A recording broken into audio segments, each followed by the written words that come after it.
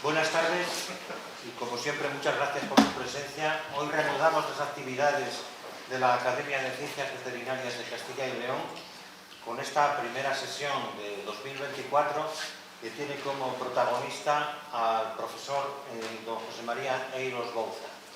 El próximo acontecimiento de la Academia será ya la apertura oficial del curso, que se celebrará el día 21 de febrero. Previamente, la Junta de Gobierno y la Junta General de la Academia se reunirán para tomar decisiones en relación con actividades y otros extremos del año en curso. Una muy breve presentación, porque el profesor Eiros Bouza es académico de número por Ciencias Afines, adscrito a la sección primera de Ciencias Básicas. Es catedrático de Microbiología de la Facultad de Medicina de Valladolid, jefe del Servicio de Microbiología del Hospital Universitario Río Ortega de Valladolid. Es médico especialista en microbiología y parasitología, especialista en bioética, es diplomado en metodología de la investigación clínica, máster en administración sanitaria, especialista en alta dirección y gestión de instituciones sanitarias, jefe del Servicio de Microbiología del Complejo Universitario Juan Canalejo de La Coruña. Esto ya es pasado, más que presente.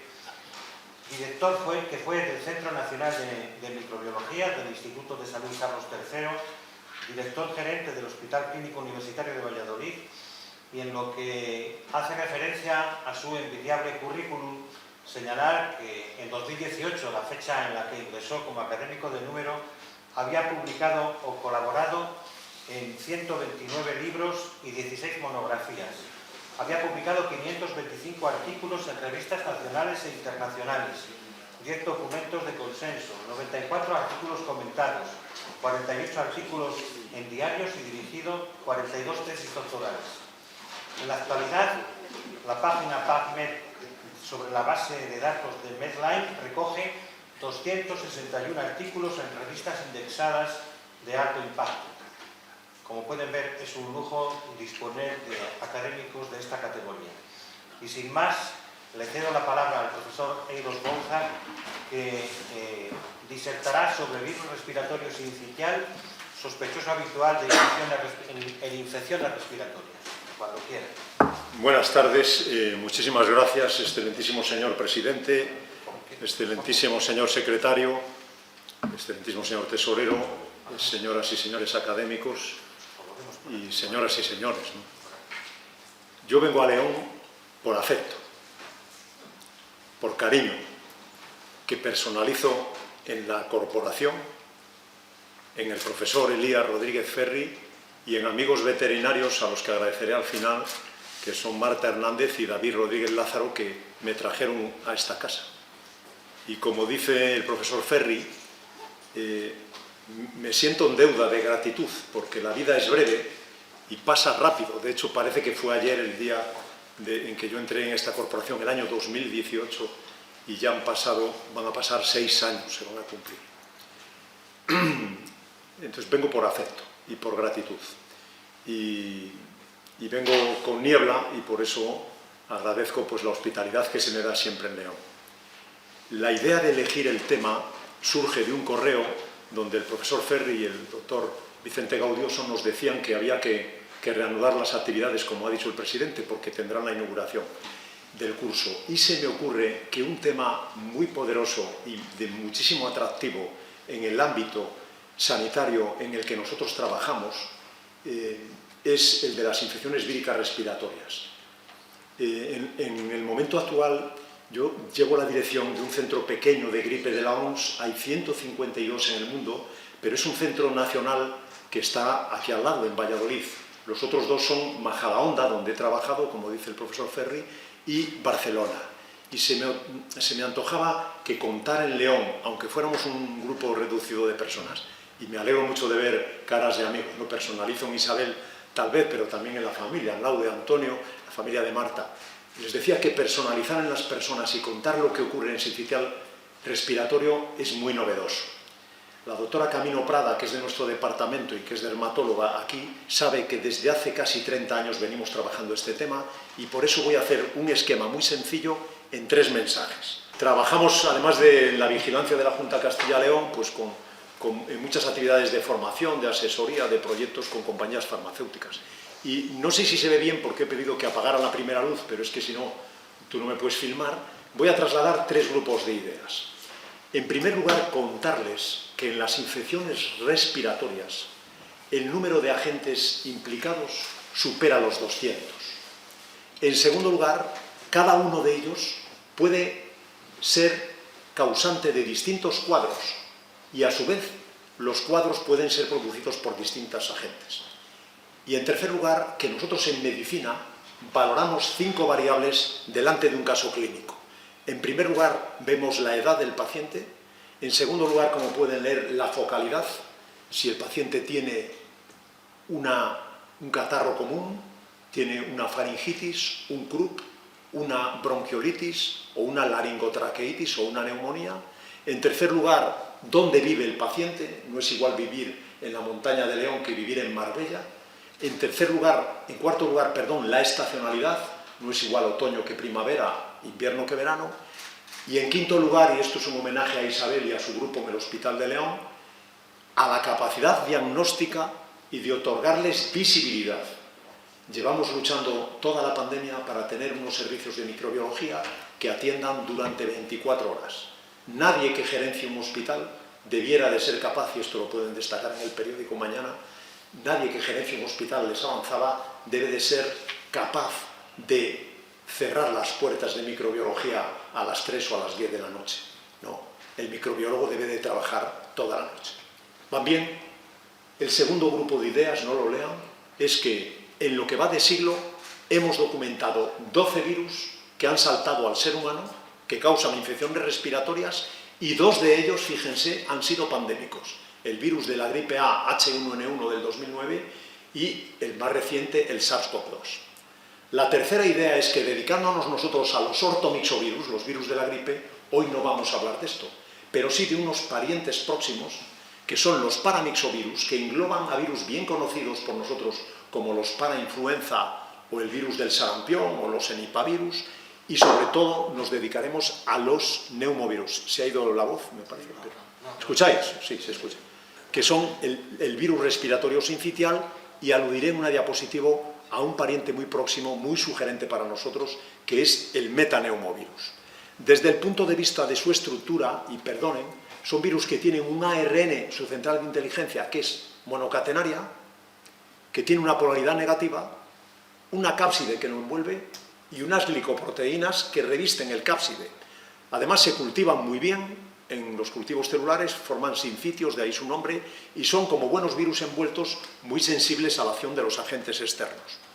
No se ve bien el esquema, pero pretendo representar que dentro de lo que pudiera ser un dibujo, las 2 estructuras más importantes son una glicoproteína de unión a receptores, que además es muy variable en función de los tipos. Dentro del virus respiratorio sincitial hay 2 tipos antigénicos, el A y el B. Esta glicoproteína es muy variable, interesa poco para las vacunas. Y luego una proteína F de fusión. ¿Se escucha o no? Sí. Yo me oigo peor, Debe ser el hambre. Les decía, una proteína de fusión que se une a las células y que es el fundamento, ya verán al final qué bonito, de las actuales vacunas. Todos ustedes podrán beneficiarse de programas de vacunación frente al sincitial respiratorio, Dios lo quiera, en un futuro muy próximo, porque está autorizada en la Unión Europea. La única idea que hay que tener es que esta proteína en la naturaleza, de manera natural en el virus, exige una conformación salvaje que puede pasar a ser adaptada y que en los epítopos, en las zonas de inmunodominancia, induce la producción de anticuerpos neutralizantes, que es lo que nos interesa para protegernos. Es más, la respuesta inmunitaria, hasta donde sabemos, de tipo humoral, es muy evanescente en el virus respiratorio sincitial. De hecho, los pacientes, en nuestra experiencia, se reinfectan con mucha frecuencia, y los linfocitos T memoria pues tienen un poquito más de refuerzo. De hecho, no se ve bien, pero en el esquema les represento que en pacientes de edad avanzada, justamente la población de linfocitos T decae en esto que está tan de moda y que llaman inmunosenescencia. Frente a los adultos, ahí están los recuentos, no lo ven desde atrás porque yo no lo veo desde aquí, pero es casi logarítmicamente superior la capacidad funcional de los linfocitos T en adultos de menos de 50 años frente a los más mayores. Y esta es la base por la cual se desarrollan vacunas. Un homenaje, como les decía, a un primo carnal, que es el metaneumovirus, descrito por un grupo con el que tenemos relaciones en Holanda, y que básicamente reproduce genéticamente al sincicial respiratorio, tiene una transposición de genes, van en distinto orden, y que en un futuro tendrá vacunas también, y del que hablaremos en León, si Dios quiere, pues alguien de nuestro grupo, en un futuro no muy lejano. Bueno, esta era la tercera parte, llevo la tercera parte, voy bien, camino, tercera parte.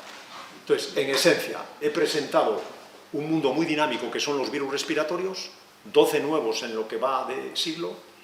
Les he comentado que dentro de los virus de segunda línea, el sincicial respiratorio tiene esta estructura que les he comentado, con este antígeno tan interesante que posibilita el desarrollo de vacunas, y siendo un virus que tradicionalmente conocían bien nuestros pediatras, yo estoy casado con pediatra, ahora mismo lo van a controlar los especialistas en adultos, los neumólogos, los geriatras, pero sobre todo los médicos de atención primaria. No sé si estáis aquí algún médico de atención primaria, pero veréis que este es el futuro.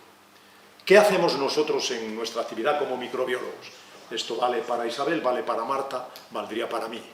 Pues básicamente conocemos los cuadros clínicos, sabemos que en cualquier cuadro clínico se implican los virus, y esto depende de tres factores: de que haya personas dedicadas a la microbiología y que tengan medios técnicos; en segundo lugar, de que sepamos interrelacionar con nuestros clínicos en los hospitales, no ser profesionales de preciosismos de investigación aislados en un servicio central o en un laboratorio; y en tercer lugar, de la cultura de la organización.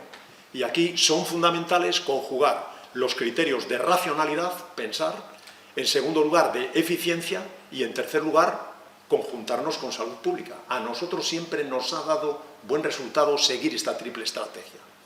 Conceptualmente, ya lo hemos contado aquí en otras ocasiones, la virología diagnóstica asienta en una toma adecuada de muestras, en este caso del árbol respiratorio, podemos comentar en el diálogo algo, y en segundo lugar en aplicar una estrategia de diagnóstico fundamentalmente directo, que conceptualmente asienta en 4 modalidades. Como ven ahí, visualizar un virus, aislarlo mediante cultivo celular o huevo embrionado, detectar un antígeno o detectar el genoma. Solo comentaré estas dos últimas. La detección de antígenos tiene muchísimas ventajas. Primero, que es barata, que se vende en las farmacias de León, que se emplea en métodos de nitrocelulosa con soporte sólido, que no requiere ningún instrumental, que lo lee el ojo humano, que se almacenan fácilmente y que son baratos. Tienen unos inconvenientes. La sensibilidad es variable, depende de la circulación del virus en la comunidad, depende de la carga viral del individuo, va mucho mejor en niños que en adultos, y luego que de alguna manera la interpretación en algunos depende del observador, y eso exige algunos matices. La demostración de ácidos nucleicos tiene mayor sensibilidad, exige tecnicismo, pero yo no sé, nos lo podrá decir luego la doctora Fernández de Natal. Se han hecho cientos de miles en la provincia de León y en la ciudad de León en el contexto de la pandemia. Las técnicas moleculares basadas en PCR que se han popularizado, pues tienen la ventaja que pueden ser a tiempo real o múltiples, exigen una serie de ciclos de amplificación, son ya bastante baratas. Y existe un complemento excelente que nosotros implantamos en primaria, que son las técnicas de amplificación exotérmica, que también dan un rendimiento aceptable en el contexto del diagnóstico molecular. Este es el panel que tenemos nosotros en el Centro Nacional de Microbiología. Buscamos 24 patógenos en muestras respiratorias. Isabel y otros servicios nos mandan algunas muestras para que luego podamos pasarlas a estudio molecular, que lo hace Marta Hernández de secuenciación, y básicamente nos manejamos con esto, que no les detallo porque les aburriría. ¿Por qué es importante el diagnóstico? Y con esto acabo la segunda parte. Porque un diagnóstico precoz de un cuadro clínico al menos facilita esas 4 tareas. En primer lugar, permite el aislamiento del paciente en un estado de difusión epidémica. En segundo lugar, posibilita también los fundamentos de la terapia. En tercer lugar, permite informar a la familia y al entorno y dar medidas de soporte. Y en cuarto lugar, y esto dicho en la Academia de Ciencias Veterinarias de León tiene mucha relevancia, minimiza la prescripción antibiótica y se encuadra dentro de las buenas prácticas de lo que llaman una sola salud, en la que todos ustedes son muchos más expertos que yo, en One Health. Y estos son 4 razones que a mí se me antojaba importante destacar. Finalmente, la parte última, les comentaré, bueno, todo esto que nos dicen del virus y del diagnóstico, cómo se traduce en los aspectos epidemiológicos y de carga de enfermedad.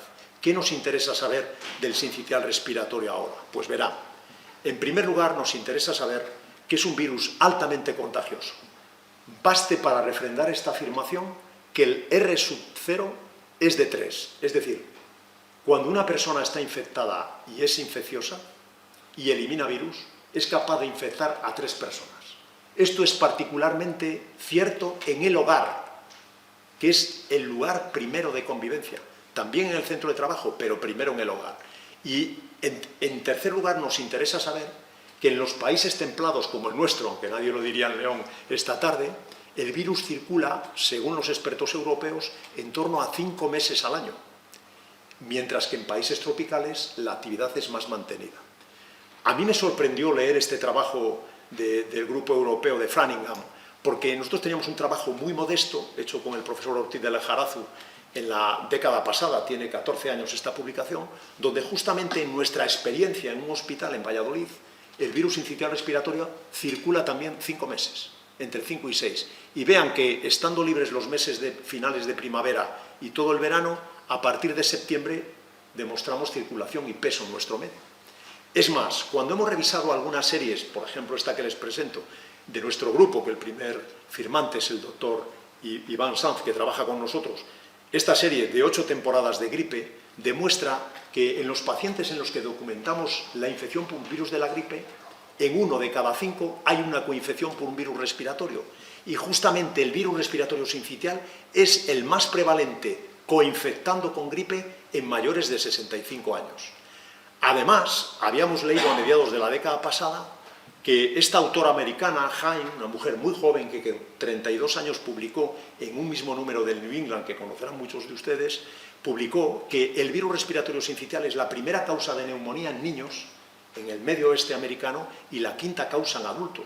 Luego ya conviene entender que cuando uno estudia debe de tomárselo en serio. Los sistemas de vigilancia europeo no son homogéneos. Cuando hacen la vigilancia antes de la pandemia, los países, vean que la mitad de ellos no tienen un sistema de vigilancia que incluya el VRS, solo tienen el 60%. Y esto, de verdad, que imprime un cierto sesgo a la hora de conocer cómo difunde el virus en nuestro medio, porque no hay vigilancia activa. Tampoco es uniforme el protagonismo del virus sincicial respiratorio en los sistemas no centinela, en las redes asistenciales. Hay mucha variabilidad. A nosotros nos gusta este trabajo publicado el año pasado, donde los americanos, desde ahí solo verán colores, incorporan ni más ni menos que 12 virus, nosotros en el centro 20 y 4 bacterias, 12 virus para ir describiendo como estos picos de colores en los que ellos van, después de la pandemia, contabilizando la actividad de los distintos virus. Y nosotros modestamente creemos que solo es cuestión de buscarlos.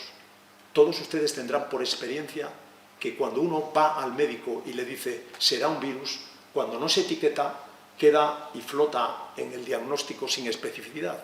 Pero cuando hay capacidad diagnóstica, iremos reproduciendo estos mapas que les avanzo. No se ve bien, pero antes de la pandemia sabíamos que el sincicial respiratorio era el heraldo de la gripe, antes de tener actividad gripal del orden de 4 o 6 semanas antes tenía actividad el sincicial respiratorio. Hubo un silencio en la pandemia porque el SARS-CoV-2, lo saben Isabel y Marta, barrió todos los otros virus del escenario y sin embargo desaparecieron aparentemente. Esto es un enigma que habrá que aclarar. Hay una editorial preciosa en Llama de hace 2 semanas hablando del silencio de los otros virus frente al SARS-CoV-2, pero la recuperación ha sido tal que el sistema de vigilancia español, que se llama Sibira y que está libre en Internet, es una página muy interesante, monitoriza la actividad de los virus a 4 niveles. Actividad centinela, no centinela asistencial, en primaria, en urgencias, en hospitales y en las UBIs. Y además busca de manera sistemática la información en sincicial respiratorio, en gripe y en SARS-CoV-2.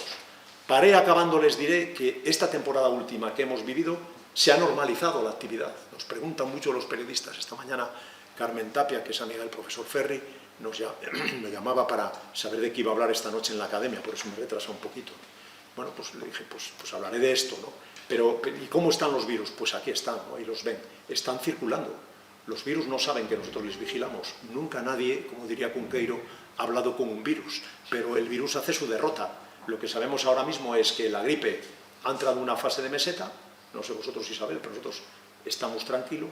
El sincicial respiratorio se mantiene en un nivel bajo y el SARS es muy fluctuante, no se ha estacionalizado.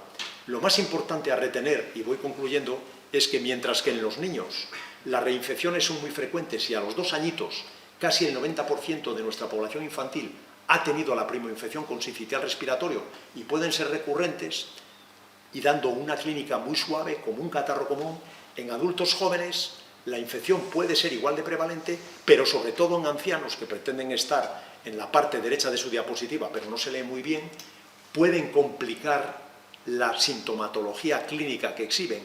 Y de hecho, es interesante entender que el sincicial respiratorio en personas de edad avanzada y en personas que tienen comorbilidades, por ejemplo EPOC, bronconeumopatía crónica obstructiva, o insuficiencia respiratoria crónica, o insuficiencia cardíaca, o insuficiencia cardíaca congestiva, o un desbalance funcional en el bombeo del ventrículo derecho, o una diabetes descompensada. En estos pacientes que tienen, como les digo, comorbilidades, el virus respiratorio sincicial condiciona sobre todo hospitalización y a veces muerte. Y verán a qué nivel.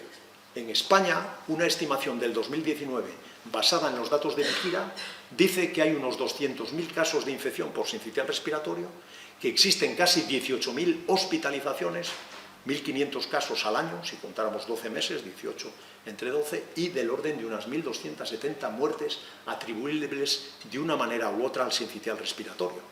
Y cuando vemos las complicaciones que infringe este virus frente a la gripe, la supera ese histograma que se ve muy mal, pero viene a señalar que en series que monitorizan pacientes donde comparan enfermos hospitalizados por gripe, enfermos hospitalizados por sincicial respiratorio, el sincicial respiratorio condiciona una mortalidad global de hasta un 1% mayor, sobre una base de un 2% en gripe, 1,9%, y complica a nivel cardíaco y a nivel pulmonar más a los pacientes que el propio virus de la gripe.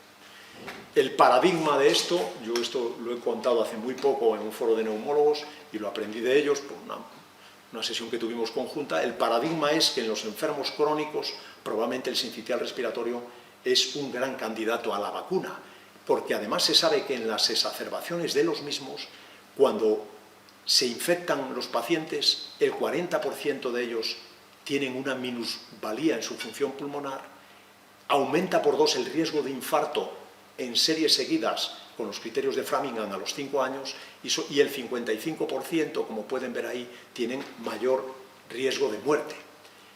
Básicamente esto es peor con la edad, no se ve, pero en la parte del histograma, del diagrama de puntos, los pacientes que superan los 80 años triplican el riesgo de tener estas complicaciones, son particularmente ciertas para asma y para EPOC.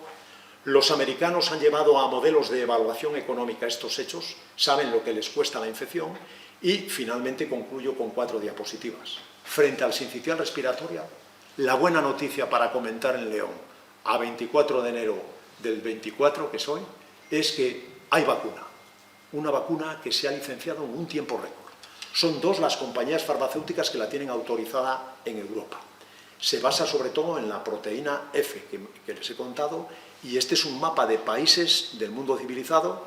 Vean que solo está algún estado de Canadá, en América, algún estado de Canadá y los Estados Unidos y Alaska, que son América, y luego hay del orden de 12 países europeos donde ya se ha comercializado. En España está esperando la autorización de la agencia española. Estamos firmemente convencidos que se otorgará, es cuestión administrativa y ojalá sea pronto. Y yo concluyo diciéndoles que en futuras sesiones no se acaban los virus respiratorios con el sincicial. Probablemente podremos hablar algún día, particularmente en pacientes hospitalizados o inmunodeprimidos, del gran grupo de los virus herpes, de los propios bocavirus, que son virus ADN monocatenarios muy interesantes, que ustedes conocen muy bien porque infectan al ganado bovino y al canino, de distintos enterovirus y particularmente de los renovirus, pero también de los virus eco y otros que hace 10 años no sabíamos que eran patogénicos y ahora sí, o probablemente de los coronavirus estacionales. Para que yo venga a hablarles aquí hay muchas personas que trabajan mientras tanto y nos prestan su ciencia. Yo quiero reiterar mi agradecimiento al profesor Ferri, a esta institución, Vicente, que me llamaste y me asignaste día rápidamente, por supuesto a la Junta Directiva, a las personas que en los 2 hospitales, bueno, en los 3 que tenemos un comarcal, trabajamos en microbiología, que me exigen mucho esfuerzo y adelgazamiento para cohesionar los grupos, a las personas que desde veterinaria, como David, ahí creo que lo he puesto, y Marta, nos han ayudado siempre, y, por supuesto, a los pacientes, que nos demandan a veces la asistencia y que son los auténticos motores, como sin duda son algunos de ustedes, de que la sanidad esté a su servicio. Por eso felicito y reitero mi gratitud a la Academia de Ciencias Veterinarias de Castilla y León, porque como ha dicho el profesor Ferri al principio y concluyo, yo soy de ciencias afines, pero nada me hace más feliz como médico que poder hablarles a ustedes en su foro. Y espero que en tiempos no muy lejanos sea la viceversa. El profesor Rojo, que es académico de número de la nuestra de Valladolid, va, pero deberíamos de aumentar el número de veterinarios que nos hablan a nosotros en nuestra academia, que yo también pertenezco a ella y me siento muy honrado. Muchísimas gracias.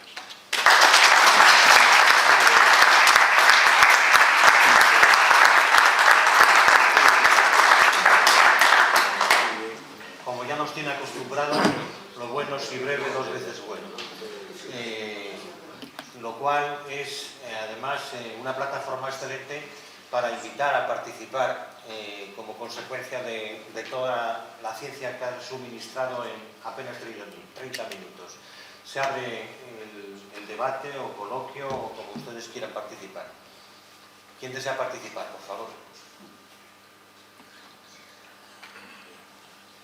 Os he dejado muertos. Totalmente. No pasa nada. Bueno, no pasa nada. yo lo que quería, Sí. ya Sí. aparece la doctora Sonia Martínez. Sonia, te damos. ¿Hablas apenas? No, alto, ¿no? Alto. Lo primero, darte las gracias y la enhorabuena por la charla, como siempre, fantástica. Y yo simplemente, quizá por desconocimiento de la salud humana, ¿qué opinión tienes sobre el tipo de muestra que se realiza en los pacientes para poder estudiar las infecciones con diferentes virus? ¿Crees que es la correcta? ¿Crees que se podría mejorar ese tipo de muestra para obtener más información? Sí, muchas gracias, Sonia. Nosotros solemos decir en clase, lo puede decir Marta, ¿no?, que lo importante es que la muestra tenga celularidad. También lo sabe Isabel. Nos ha dado muy buen resultado en el contexto de la pandemia, no sé a vosotros, porque creo que no todos opinamos igual, el trasudado gíngivo-crevicular en niños, es decir, la saliva. Para estimular a un adulto le tienes que decir: don Manuel, abra usted la boca, ¿qué tal le van unas gambas y una cerveza? Entonces empieza a salivar, ¿no?, como Pavlov, ¿os acordáis? Pero celularidad. A nosotros las muestras de frotis faringeo, también el nasofaringeo en niños lactantes que están ingresados en las UBIs, nos da un excelente rendimiento, pero también son válidas muestras más profundas. Yo personalmente, en mi época en el Hospital Gregorio Marañón, con el profesor Emilio Bouza, que hacíamos punciones transtraqueales, es un poco desagradable, aún hago alguna en la UBI en el Río Ortega, y ahora que voy al clínico también las metemos, pacientes que les han desintubado y entonces vas por la cricotiroidea, coges muestra, pero es un poco molesta, sangra, hay que poner un apósito y tamponar, pero cualquier muestra que sea representativa, lo importante es la celularidad, Sonia. En bacteriología, como conocéis, existe para el esputo algo clásico que habréis estudiado, tú no porque eres muy joven, pero los más experimentados de la sala, que eran los criterios de Murray y Washington para validar un esputo, que era enfrentar el número de polimorfonucleares al de células epiteliales. Y aquí es al revés. En virología lo que vale es la celularidad de células del aparato respiratorio, particularmente en virus que son parásitos intracelulares obligados. El número de viriones que pueden existir libres en un ecosistema microbiano, pues realmente como tales viriones no es muy elevado, pero es logarítmicamente superior dentro de las células. Hoy en día un poco lo que sesga el debate, que no me han preguntado en el periódico, menos mal, es a veces los autotest que nos hacemos en las farmacias, ¿sabéis? La autotoma, esto hay un debate muy vivo en los Estados Unidos, donde el Polymorph Care tiene mucha implantación, es un país grande con 4 diferencias horarias desde Nueva York a Seattle, y donde de alguna manera hay que formar a las personas para la obtención de muestras. Nosotros en la pandemia, hacíamos daño, ¿no? A los pacientes para obtener muestras, pero la saliva nos fue muy bien. Yo lo aprendí del profesor Benito Regueiro, que es un colega suyo, es médico de la Real Academia de Medicina de Galicia, donde a los trabajadores de la Citroën, que es una fábrica que hay en Vigo, hizo un programa con 9.000 trabajadores, publicaron una muestra en el Europeo de Virología, que nosotros leímos, donde hacían autotoma con saliva y también con estos algodones que utilizan los dentistas cuando si hay odontólogos en la sala, ¿no? Cualquier muestra que sea representativa y que tenga celularidad. No, de nada. Muchas gracias. ¿Otra intervención? Perdón que igual me alargo en la pregunta. Vamos muy bien. Yo quería llamar la atención de dos cosas. En primer lugar, la importancia relativa que tiene el virus respiratorio sincitial humano en relación con otros virus próximos de la paramixobilidad de antes, que los englobaba a todos, y fundamentalmente de los virus que tienen una proximidad para formar parte dentro del síndrome respiratorio, como son los parainfluenza 1 a 4. Destacaste antes. Sí. Parece que el respiratorio sincitial es el más modesto de todos estos virus, pero tiene mucha importancia. Y en segundo lugar, la similaridad que existe en el mundo animal, en el mundo veterinario, en el que hay un respiratorio sincitial bovino, que no solamente afecta a los bovinos, es específico, pero también afecta a ovejas y a cabras, y que puede servir como un buen modelo para el estudio del respiratorio sincitial humano.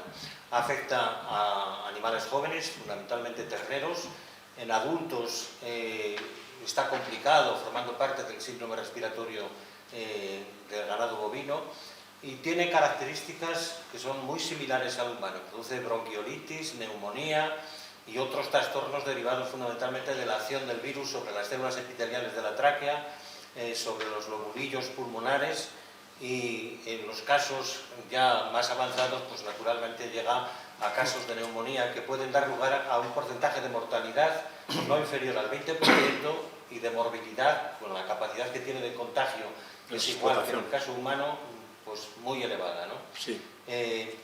Y en relación con esto, el respeto que nos produce o debe de producir este tipo de virus, donde se encuentran algunos de los ejemplares más destacados de virus emergentes, como estos, los henipavirus y los virus Hendra, sí.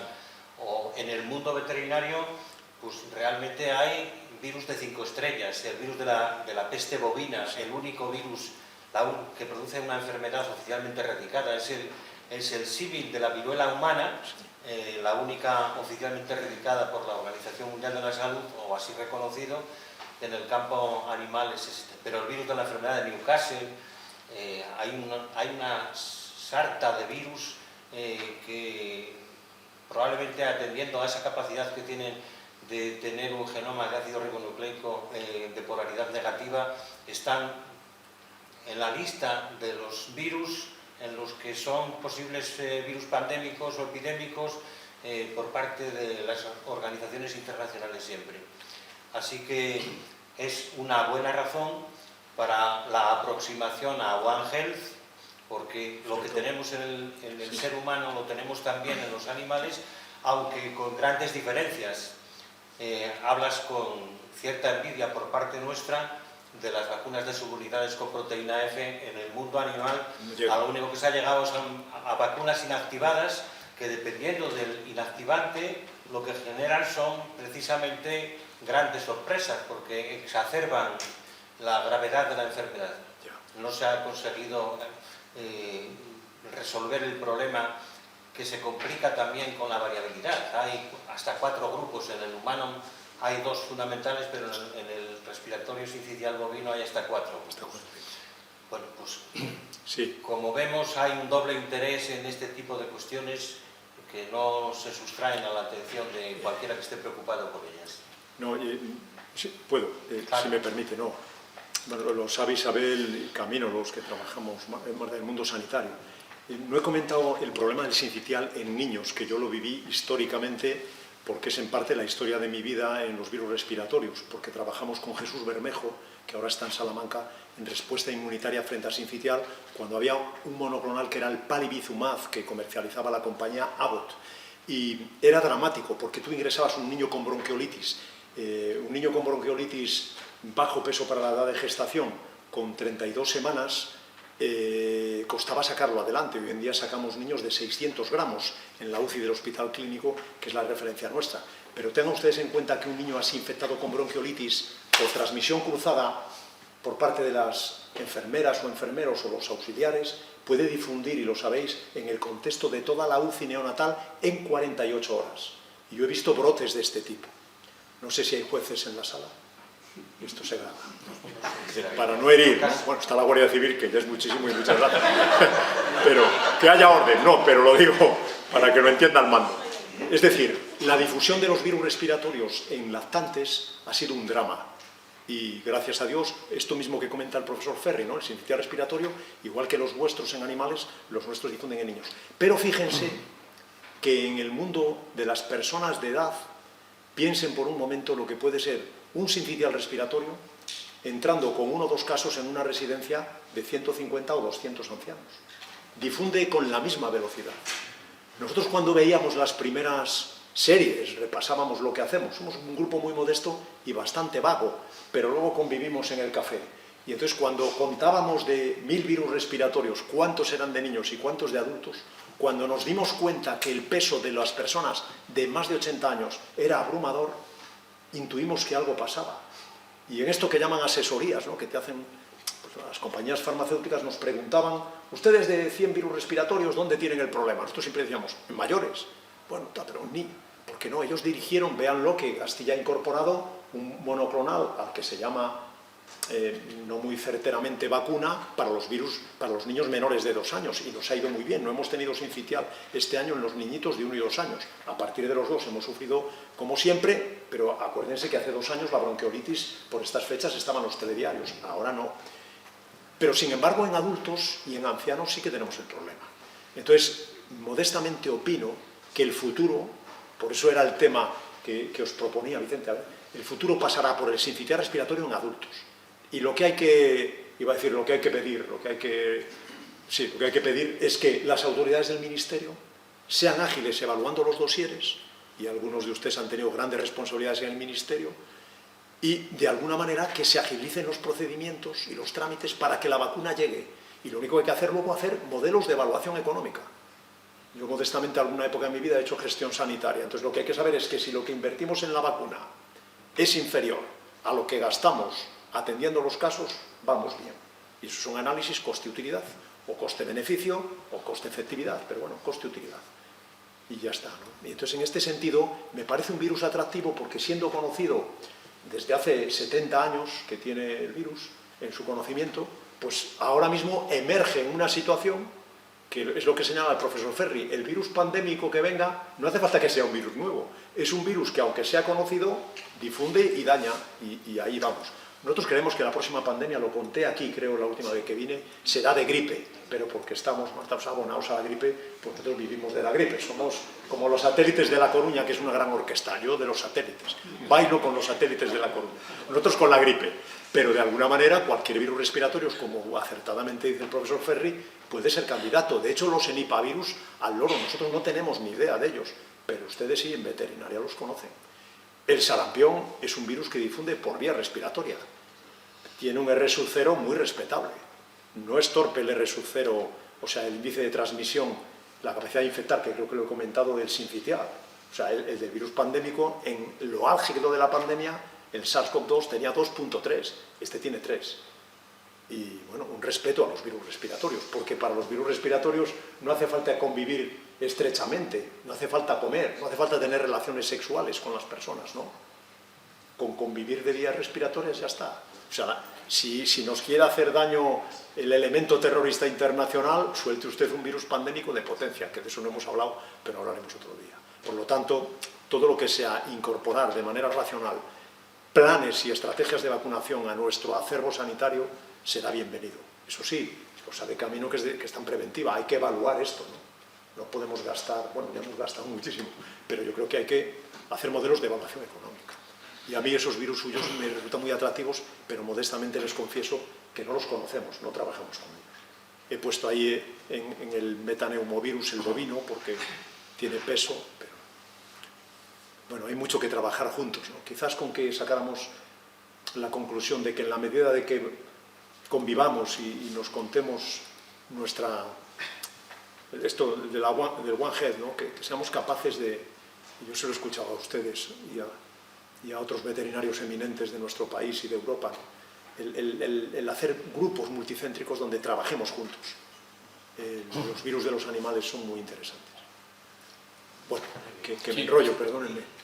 Sí. No, yo solo como comentario, ampliando, vamos, haciendo alusión un poco al mundo animal, de la patología animal, el sincitial en terneros, en rumiantes en general, tanto bovinos como ovinos, caprinos, etc., exacerba también un poco los cuadros clínicos que produce un parásito que está subestimado, entre otras cosas porque ya casi no hay ni prados ni vacas en los pueblos, ¿no? Que es la dictiocaulosis, un nematodo que simplemente por obstrucción produce unos cuadros de traqueobronquitis muy importantes y que, bueno, pues que de alguna manera se exacerba sobre todo que es un cofactor en animales jóvenes. Sí. Muy bien, muchas gracias.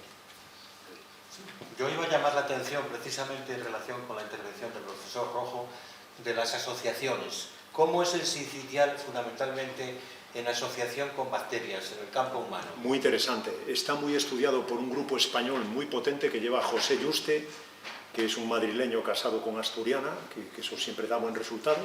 Esto no hay que grabarlo, pero es así. Y que es el sucesor de don Julio Casal en Majadahonda y de su grupo de Asunción Fenol, que afortunadamente está jubilada y vive allá en La Rioja, y que vienen a demostrar que la coinfección con neumococo agrava la evolución, y en los Klasterskis, en las series temporales, la gravedad de los cuadros es mayor, pero en supervivencia en personas que ingresan en un hospital también limita mucho.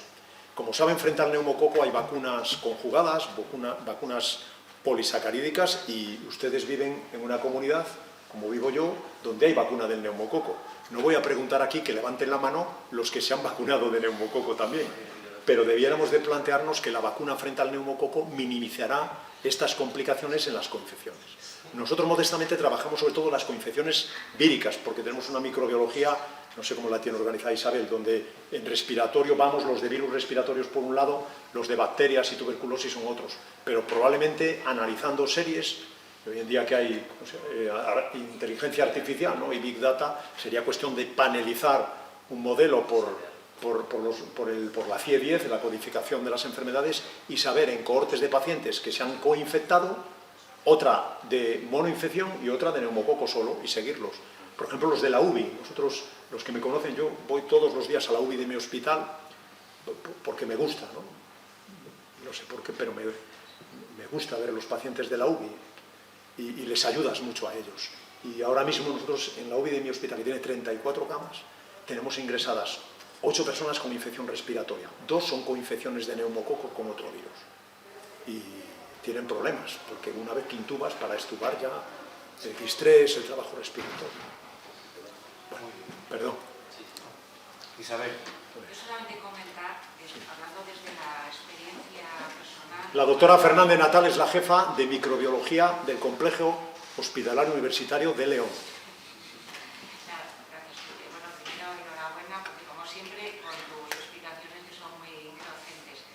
Comentar solamente basado en la experiencia, el del día a día, comentar que el virus respiratorio sincitial hasta hace unos años estaba como más focalizado en niños, que en los adultos no se pedían muestras, o sea, se buscaba la gripe o no más, hasta que luego entró en escena el coronavirus. Y ahora, pues eso, está patente de que las personas mayores o las deficientes puede ser problemático.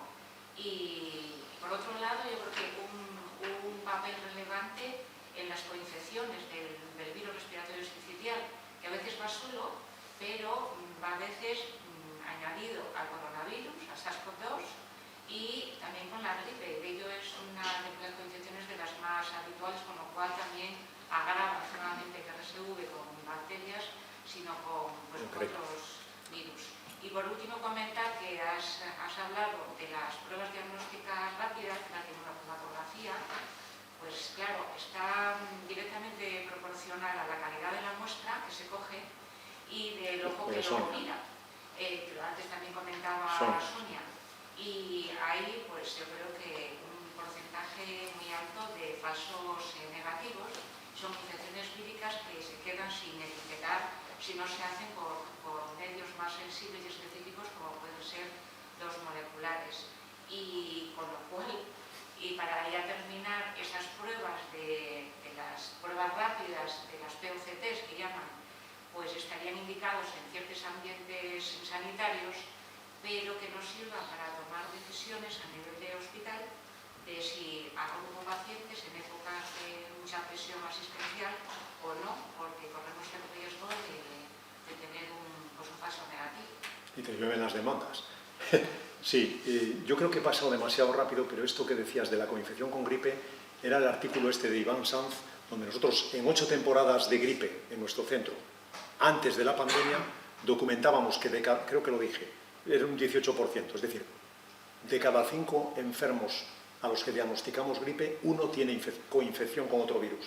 Y lo mismo que vosotros, Isabel, el sincicial es el principal protagonista. Y estoy de acuerdo con todo lo que has dicho. Muchas gracias. ¿Y el sincitial con el parainfluenza 3? Sí, también. ¿No? Sí. Nuestra serie más potente de para 3, el para 3 es muy interesante, ahí hay otra mano. El para 3 tiene epidemias polianuales. Esto está muy bien descrito por algunos grupos, ¿no? Chastre, Fagón, esto lo tiene muy trabajados. Y yo en una época que tuve una beca que estaba en Lyon, que es una ciudad de Francia donde está un centro de referencia de gripe, en Francia solo hay 2, uno en París y el otro en Lyon. Recuerdo que trabajaba con Madame Aymar, en paz descanse, pero llevaba Florence Fuchs el laboratorio. Lo primero que me tuvo fue 4 semanas viendo cultivos celulares para ver el para 3. Y lo buscaban de manera muy activa en niños pequeños y en niños de guarderías.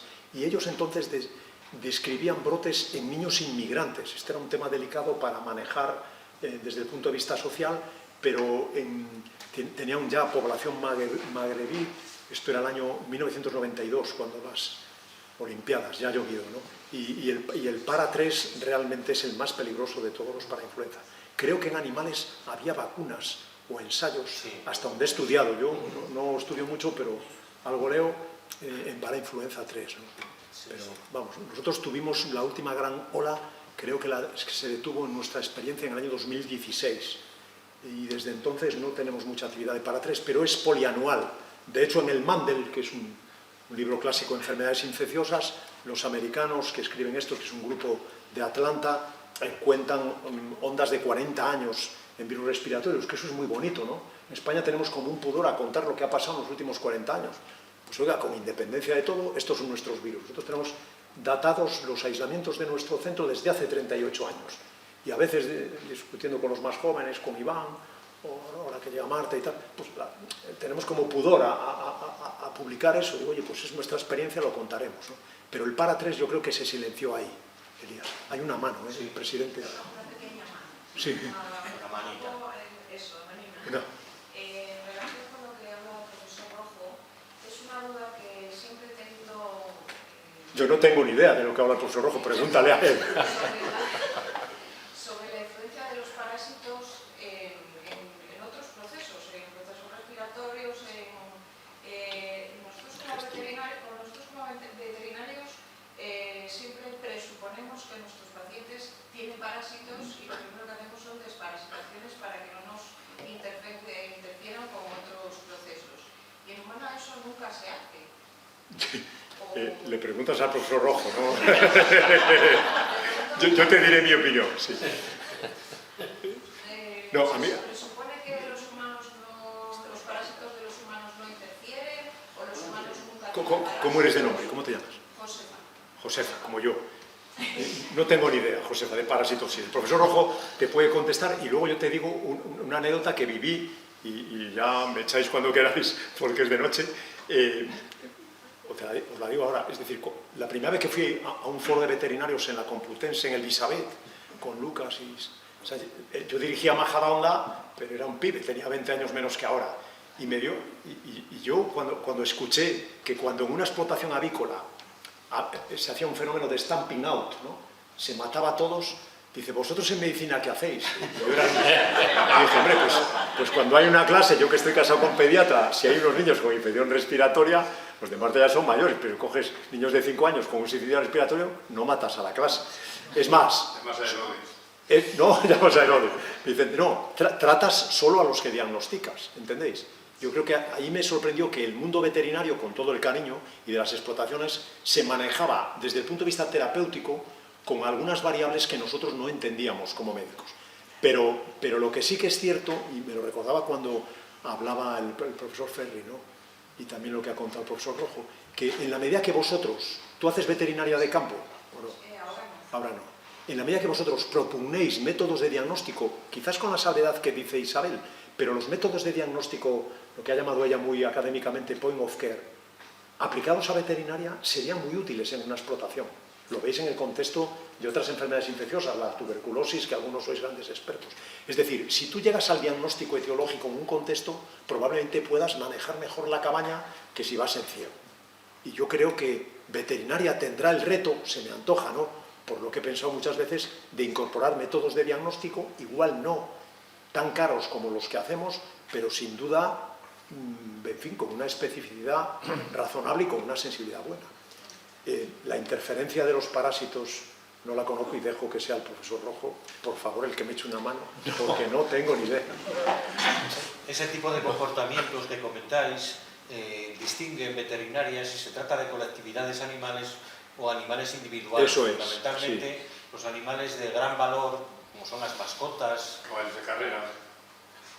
exactamente, Sí, claro. tienen un tipo de Tratamiento tratamiento distinto. muy similar al humano, pero los otros es completamente distinto, porque 24 horas de retraso puede acabar... Puede matar a toda la con toda la explotación. Estoy de acuerdo. Entonces, yo lo aprendía con vosotros. No, pero el problema humano es que, con independencia de todos los patógenos que compartimos, humanos y animales, que son unos cuantos, como todo el mundo sabe, pues hay otros que son mucho más específicos. Las enfermedades parasitarias dentro de las infecciosas se suelen denominar enfermedades de la pobreza. De la pobreza. Así, de la falta de higiene, de la pobreza, del tercer mundo, etcétera, etcétera. El mundo animal, que naturalmente tiene unos estándares de sanidad muy elevados, por lo menos en algunas especies, no se puede comparar tampoco con el humano. Y en los humanos, pues, se han logrado niveles que casi han hecho desaparecer algunos de los problemas clásicos, ¿no?, de los niños que tenían lombrices, o lombrices grandes, los ascaris, que son como de un tamaño considerable. El problema ha resurgido, desafortunadamente, con el fenómeno de la inmigración, que como no se hacen demasiados análisis a la hora de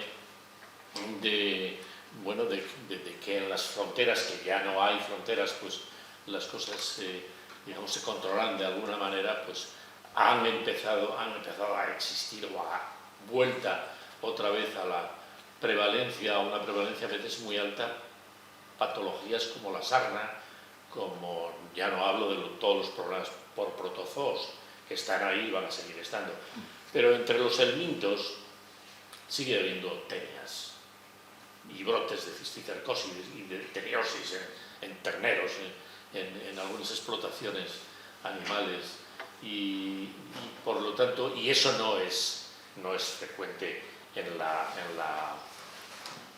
el mundo humano, en la especie humana, ¿no?